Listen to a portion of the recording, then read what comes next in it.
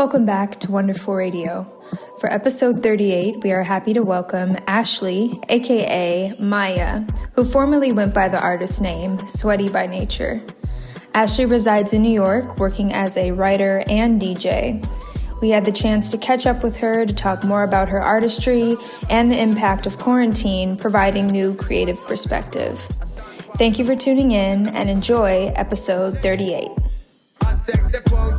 Hey, what's up, everyone? It's Silly Girl Carmen. I'm happy to be sitting here on Zoom with Ashley, also known as Sweaty by Nature, and we're gonna get a quick Q&A going with her, and then you guys can enjoy her mix for this episode. How are you doing, Ashley? I'm good. I just came from a walk. How are you doing? Nice. You have like a peaceful outdoor. I just came from a walk. I'm doing really good. I'm happy to be connecting with you. And I'm excited for everyone to hear your mix. I was listening to it and I liked there's a lot of cool style in there, and there's some of that like world, and I'm assuming some of your cultural vibes in there as well. So I really liked it. Thank you. Yeah, so we're going to jump right into this interview.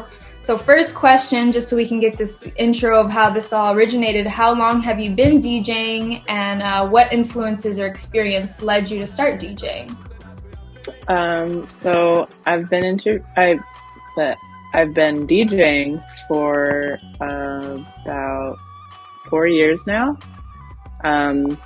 I actually started DJing when I was younger. In 2013, I learned how to DJ at Scratch Academy in New York, and that's where I really developed my love for the craft and learned from incredible DJs who showed me the importance of the art and the skill of DJing. So I incorporate a lot of what I learned there into how my style has kind of evolved now as a professional.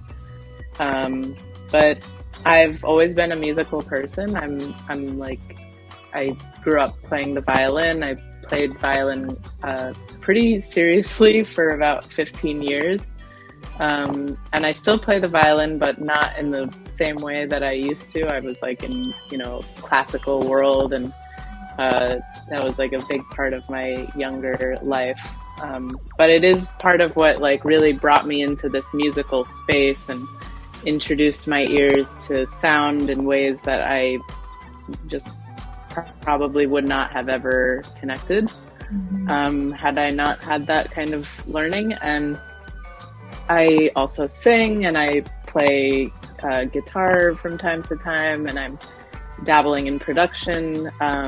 So DJing is the easiest way for me to kind of just combine all of those things and share energy and share music and kind of improvise on the spot with just how I'm feeling and connect that through sound.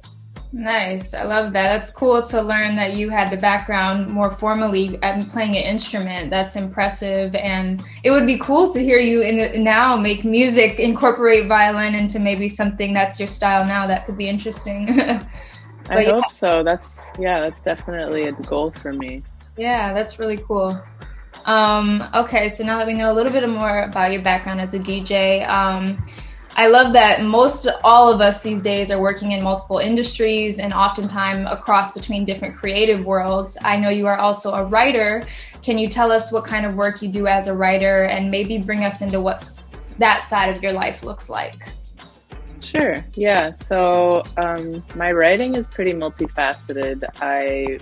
Professionally, I work as a creative communications consultant. So I work with companies, basically anyone who needs help with branding, strategy, marketing, UX. I offer expertise from a creative writing standpoint. That's what I do to get paid, and I've been doing that. I've been working on my own since about 2015 doing that. But then where my love for writing came from is very, very creative. I studied journalism and poetry in college, and I've since evolved to kind of focus more on poetic prose fiction style creative writing. And that you can read like in my newsletter. That's where most of that energy is going these days, just into like exploring different ways of connecting to myself and to the world around me and to the metaphysical through writing. Yeah, so it's pretty broad. Right. That's really cool, though, that it's a personal love and passion, so you can creatively express, and then also it segues into what you can do as a career too. So that's pretty dope, because sometimes it's hard to have like a creative outlet, but then to find something that actually sustains you to do it also, so you can find that balance, to survive, I guess, and make a living also. So that's really cool. And speaking of your writing, I was on your website and I was reading your article from Supermaker about Ramadan and quarantine. And I really related to the perspective and position you described, being in the space that now acts, we have to be in spaces that act as so many different spaces for so many different functions and facets of our life. Whether through the celebration of Ramadan or not, I think we're all looking at life and functioning and making adjustments and having to adjust to just being in a confined space. So it was really cool. It was relatable, and then seeing how it tied into a practice that you were going through was very, very cool. While can you speak on how this past year or this current phase of your life has created shifts in your perspective and creative expression? What has changed or maybe has sparked anew? Totally. Yeah. Thank you for your kind words. I mean, we're in Ramadan right now, so it feels really wild to be reflecting on that article that was a year ago. And I was writing from my heart, and I was just kind of like super, super alone. I mean, I had my roommate and I think my partner would come visit, but I was just like really going in for isolation during that time. Not in a negative way, just really kind of like embracing it. And this year is super different. And I've just noticed again in the solitude that comes with Ramadan, in the not eating, I feel like that alone is like a type of solitude, because you're just not engaging with things around you in the same way. You're not engaging with your body in the same way. Mm-hmm. But there have just been so many shifts that I feel like I've been able to notice this year, especially during this time. And one of them is I've just had space to reflect on how I engage with my crafts and, what solitude does for my craft, and how much space do I need in order to feel happy and feel like I'm giving my best work when it comes to music, when it comes to writing, when it comes to any creative expression.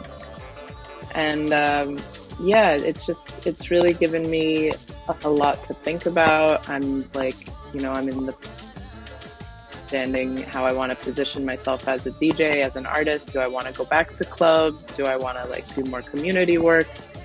In the past year, I've gotten a lot more involved with just community organizing and mutual aid work. So I'm wondering is there a way to incorporate my music practice into that?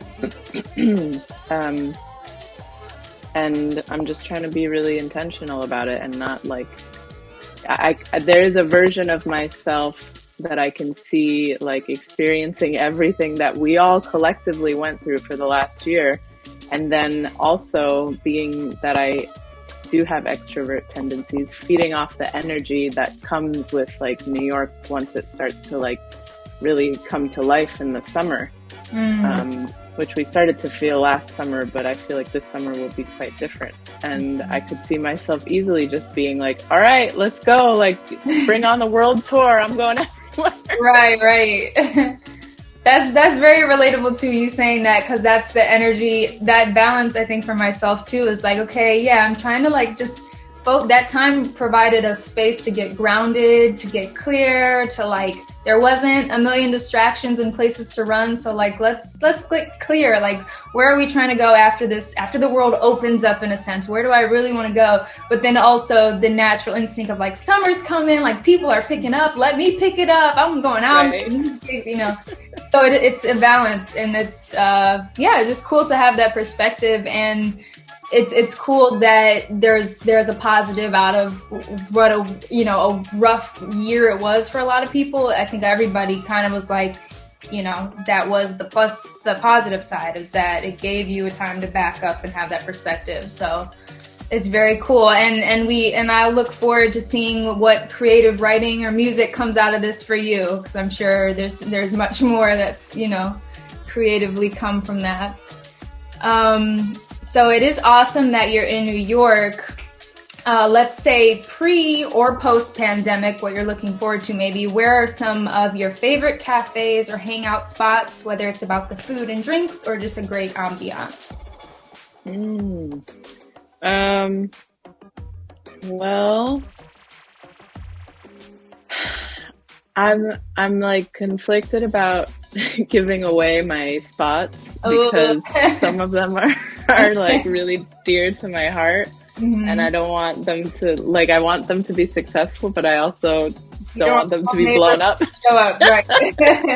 I understand. But I will say my favorite thing to do with anybody and involving any type of food is just like taking something to the park.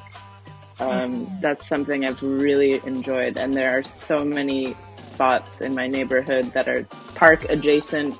One of my favorite noodle spots, I will give this away because I feel like they've already blown up, is called Xian's, and they make just amazing hand-pulled noodles.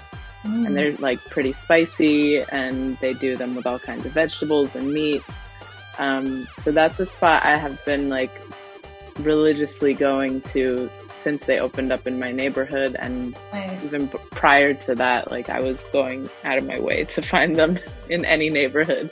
Dope. That's super cool. Yeah. Well, that's awesome. I definitely agree with that. New York, I miss summers in New York because I just love the parks, the possibilities of just doing anything in a park. And then you have so many like different varieties of foods and things to try. So I've never heard of that one though. So next time I come, I'm gonna have to cram in there as well with you and get some noodles. For sure. Yes. Yeah.